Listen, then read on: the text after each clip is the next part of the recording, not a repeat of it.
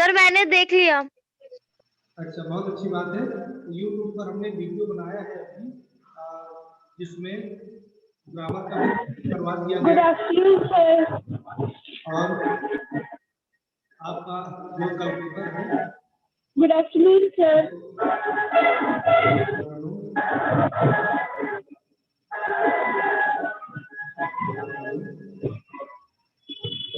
श्रेया हमारे यहाँ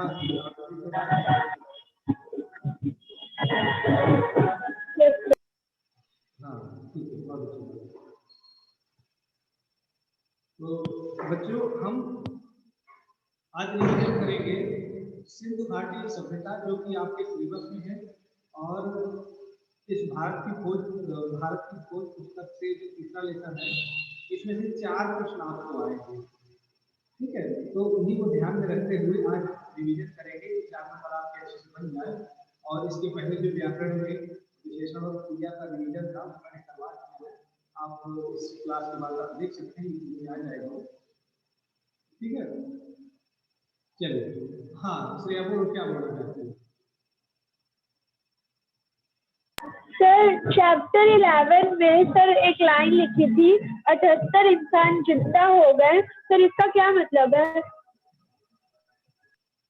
हाँ, वो जिंदा होने का मतलब ये है कि पोस्टर पर वो हमको केवल चित्र जैसे दिखाई दे रहे हैं, लेकिन जब हम फिल्म देखते हैं तो जो चित्र नहीं होते हैं उसमें लोग उसी तरीके से जीवंत होते हैं, वो बोलते हैं, हंसते हैं, दौड़ते हैं, चलते हैं।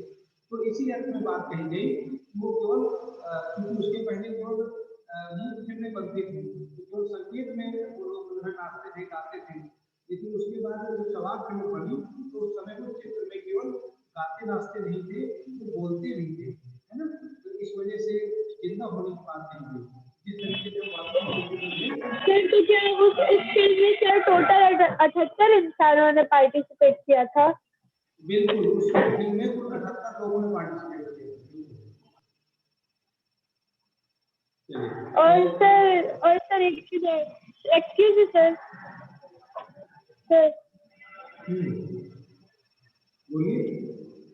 सर सामाजिक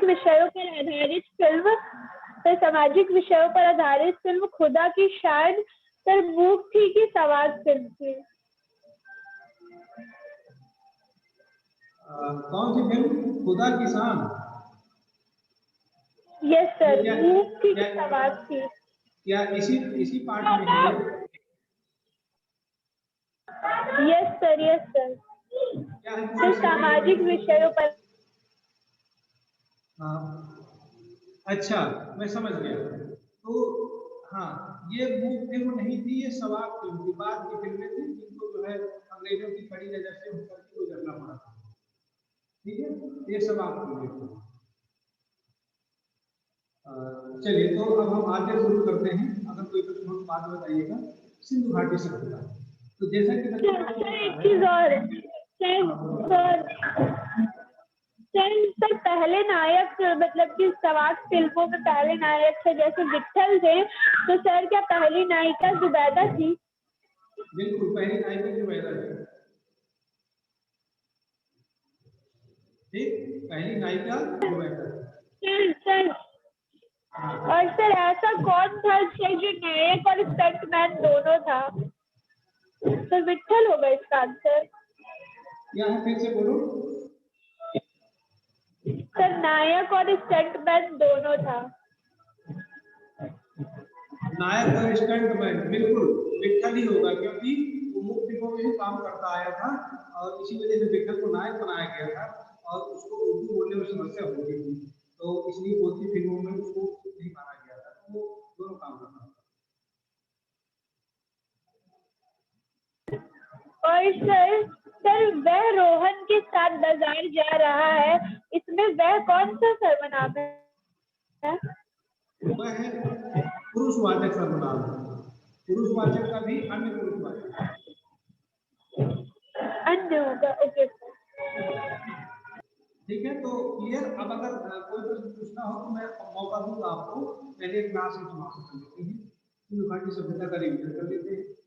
जैसा कि बच्चों पता है आपको, पंडित जवाहरलाल नेहरू जी ने भारत भूगोल नामक पुस्तक लिखी उसमें भारत के प्राचीन इतिहास से लेकर के और आधुनिक इतिहास तक सारी बातें उन्होंने अपने समय तक की लिखी।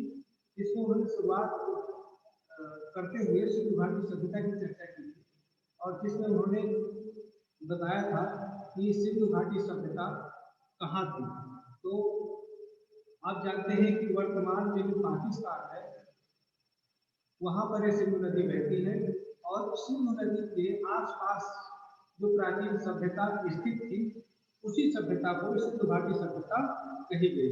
ठीक है, जैसा कि आप जानते हैं सिंधु घाटी सभ्यता के जो कुछ प्रमुख नगर थे जैसे लोथल था, मोहनजोदड़ो थे, हड़प्पा थे, इन नगरों के अध्ययन से ही बहुत सारी चीजों की जानकारी हमको मिलती है। तो जब खुदाई हुई तो खुदाई में मुख्य नगर निकले थे तो थे मोहनजोदड़ो, हड़प्पा और लोथल इत्यादि। और ये सब वर्तमान पाकिस्तान या भारत के पश्चिमी क्षेत्र में आते हैं। उसके बाद अगर इनकी बात करें तो ये दोनों स्थान मोहनजोदड़ो और हड़प्पा एक दूसरे से काफी दूरी पर थे। इसके अलावा उस पार्ट को अभी और आप पढ़ लीजिएगा, फिर कुछ इस तरीके से भी पढ़ सकते हैं कि सिंधु घाटी सभ्यता के संबंध किन सभ्यताओं से थे। तो उस समय की जो तात्कालिक सभ्यताएं थी, फारस की सभ्यता, मेसोपोटामिया की सभ्यता, मिस्र की सभ्यताएं, इन सभ्यताओं से सिंधु घाटी सभ्यता के लोगों ने अपने संबंध बना करके रखे। फिर कुछ ऐसे प्रश्न हो सकते हैं कि सिंधु घाटी सभ्यता नगरीय सभ्यता थी कि ग्रामीण सभ्यता? तो वह नगरीय सभ्यता थी, नागरिक सभ्यता थी। यानी सिंधु घाटी सभ्यता के जो शहर मिले हैं उस मतलब जो मिले हैं शहर कहते हैं या जो आज की भाषा में गांव कहते हैं, वो गांव नहीं कहे जाएंगे, शहर कहे जाएंगे। इसलिए हम कह सकते हो नगरीय सभ्यता थी, शहरी सभ्यता थी, क्योंकि वहाँ सड़कें जो थी बिल्कुल सीधी लाइनों में थी, घर तरफ से बसे थे। ऐसा नहीं कि जहाँ जगह भी वहाँ पे बना दिया, नालियाँ और घरों के विकास सड़कों की ओर थे, पीछे की ओर थे और पानी के निकास की अच्छी व्यवस्था थी, स्नानागार थे, यानी सब कुछ सही चीजें थी। अगर हम ये बात करें कि सिंधु घाटी सभ्यता आज से कितने साल पहले हुई होगी, तो मोटे तौर पर हम कह सकते हैं कि लगभग 5 से 6,000 साल पहले, 6,000 साल पहले सिंधु घाटी सभ्यता होगी। सर आपकी आवाज बहुत धीमे आ रही है। बहुत धीमे आ रही आएगी, थोड़ा नेटवर्क में प्रॉब्लम होता है यहाँ पर, आएगी। और मैं तो अपनी तरफ से पूरी कोशिश करता हूँ कि अच्छे से आए। चलिए,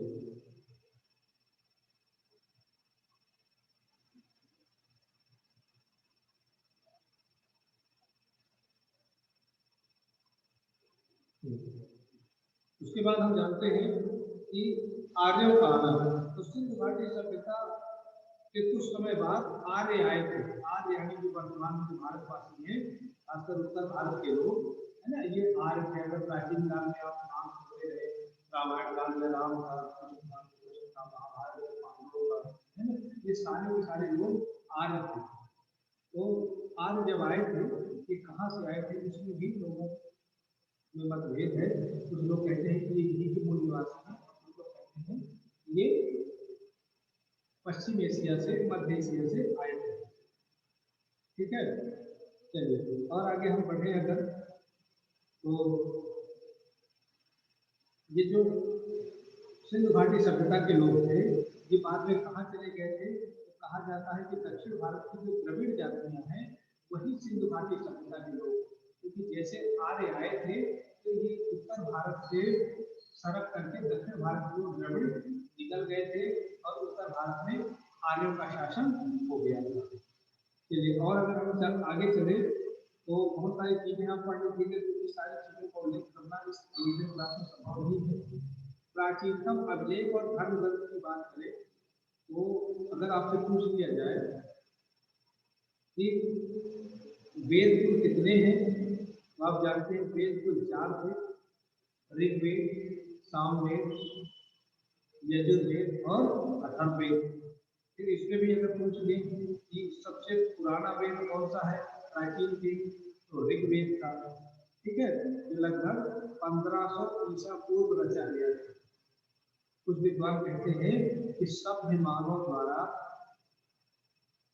जो पहली बात थी, किसी दिमाग से निकली हुई पहली बात थी, वो ऋग्वेद में अंकित की गई थी। यानी संसार में अगर कोई व्यक्ति कुछ लेना चाहता है, लेने की शुरुआत की, तो सबसे पहले वो चीज लिखी गई थी ऋग्वेद में।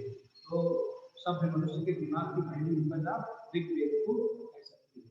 यानी आर्य मानव के द्वारा कहा गया पहला शब्द भी ऋग्वेद को कह सकते हैं। और ऐसा किसने कहा था? मैक्स म्यूलर नामक एक विद्वान ने ऐसा कहा। अच्छा, इस तरह का भी प्रश्न बन सकता है कि अवेस्ता किसकी पुस्तक थी या किस धर्म की पुस्तक थी, किस देश की पुस्तक थी? तो आप कह सकते हैं अवेस्ता ईरान में बसने वाले पारसियों की पुस्तक थी। वैसे भी प्रश्न बन सकते हैं कि ऋग्वेद और दुनिया की वो कौन सी पुस्तक है जिससे उसकी समानता होती है, ऋग्वेद इस समकक्ष कौन सी पुस्तक मानी जा सकती है? तो वो अवेस्ता मानी जा सकती है, क्योंकि अवेस्ता में और ऋग्वेद दोनों की भाषा में अनुष्ठान। फिर वेदों की बात आई है, वेद की उत्पत्ति किस धातु से हुई है? तो वेद की उत्पत्ति वेद धातु से हुई है, जिसका अर्थ है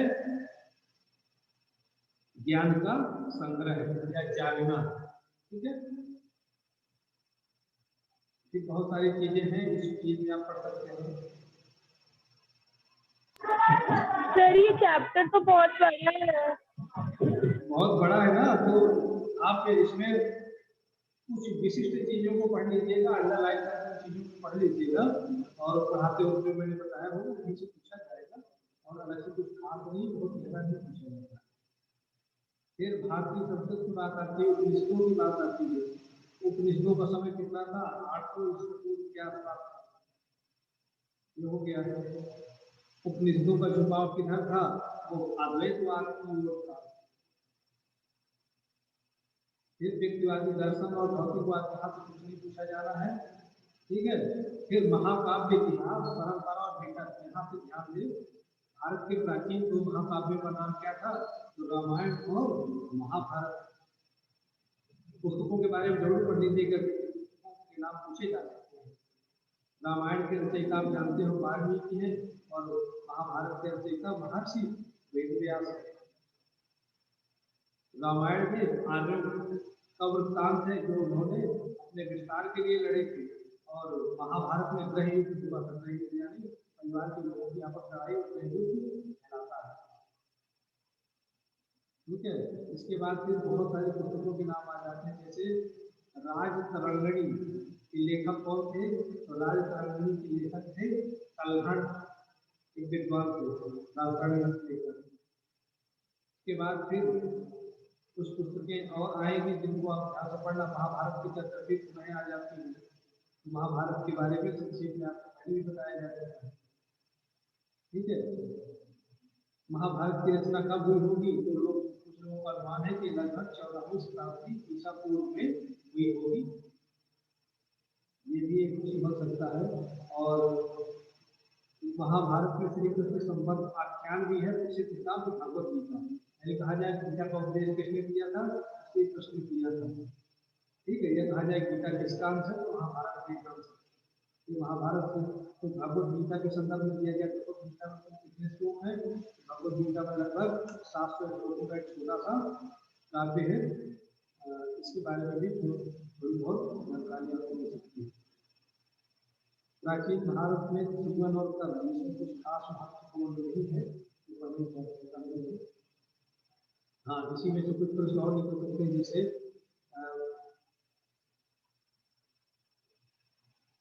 छठवीं सातवीं शताब्दी ईसा पूर्व प्रसिद्ध वैयाकरण हुए, उनका नाम क्या था? तो उनका नाम था पाणिनि। पाणिनि एक विद्वान थे 6वीं शताब्दी ईसा पूर्व, है ना। और आज जो काका काका पढ़ते हैं ना, छोटा बड़ा हिंदी से पढ़ते हैं, तो इन्होंने पाणिनि ने ही उस चीज को बनाया था। सबसे पहले उसको लिखकर लिख दिया था, विद्वत व्याकरण बनाया था, है ना। पहले वैयाकरण की हिंदी थी। आज जो हिंदी पढ़ते हैं, हिंदी व्याकरण पढ़ते हैं, शुरुआत पाणिनि ने की। उसके बाद से पतंजलि ने किया। तक्षशिला क्या है? अगर आपको पहले पूछिए तक्षशिला का नाम क्यों प्रसिद्ध है, तो आप समझ सकते हैं पेशावर में प्राचीन काल में विश्वविद्यालय था, तक्षशिला विश्वविद्यालय के नाम से प्रसिद्ध था। इसमें बहुत सारी चीजें, विज्ञान, चिकित्सा, शास्त्र, कला इत्यादि पढ़ाया जाता था। फिर महावीर और बुद्ध के बारे में आ गए, वर्ण व्यवस्था के बारे में कुछ जानकारी दी गई। ठीक है, बुद्ध की शिक्षाएं दी गई, बुद्ध के बारे में संक्षेप में आपको पढ़ लेना। बात बहुत बड़ा है लेकिन अपने पास विकल्प भी तो नहीं बताना, बुद्ध कथा को संक्षेप में चंद्रगुप्त और चाणक्य को इनके बारे में भी जानना है। फिर आपको पता है चंद्रगुप्त को राजा बनाने में किसका हाथ, तो ये बहुत महत्वपूर्ण है। चंद्रगुप्त को राजा बनाने में चाणक्य का हाथ, चाणक्य के हाथ। हाँ, चाणक्य उसका महामंत्री था और चाणक्य का ही दूसरा नाम है कौटिल्य, याद रखिएगा कौटिल्य। और कौटिल्य ने एक पुस्तक लिखी थी जिसका नाम था अर्थशास्त्र, और अर्थशास्त्र पुस्तक केवल अर्थ के बारे में ही लिखा है उसने, यानी धन संबंधी बातें नहीं लिखी है उसने, राजनीति और समाज और नीति संबंधी बातें भरी पड़ी है। ये भी बहुत प्रसिद्ध पुस्तक है कौटिल्य की अर्थशास्त्र या चाणक्य की अर्थशास्त्र। और इसमें जो संदर्भित विषय हैं वो व्यापार, वाणिज्य, कानून, न्याय, सामाजिक रीति, लगभग सब कुछ है उसमें। उसके बाद अशोक किस साम्राज्य का शासक था? अशोक भी मौर्य साम्राज्य का ही शासक था, चंद्रगुप्त के वंश का, जो कि 273 ईसा पूर्व में महान शासक हुआ। और जिसकी पश्चिम उत्तर प्रदेश में भी अपनी राजधानी बनाई गई तक्षशिला में अशोक ने। मगध का शासक था वो, पाटलिपुत्र की राजधानी थी पटना, दो जगह राजधानी बना के रखा हुआ। कलिंग कई भी विख्यात है उसके समय पर, जो उसने बहुत धर्म बनाया था। तो बस इतना ही है, इसमें यही बताना है अशोक तक। और कुछ बहुत गहरे प्रश्न ही पूछे जाएंगे, संक्षिप्त प्रश्न ही पूछे जाएंगे, और वो प्रश्न जो बड़े प्रसिद्ध हैं जिसके उत्तर आपको आसानी से मिल जाएंगे जब आप पाठ को ध्यानपूर्वक पढ़ेंगे। ठीक है, तो चलिए अब अगर कुछ आपको पूछना है तो आप पूछ सकते हैं।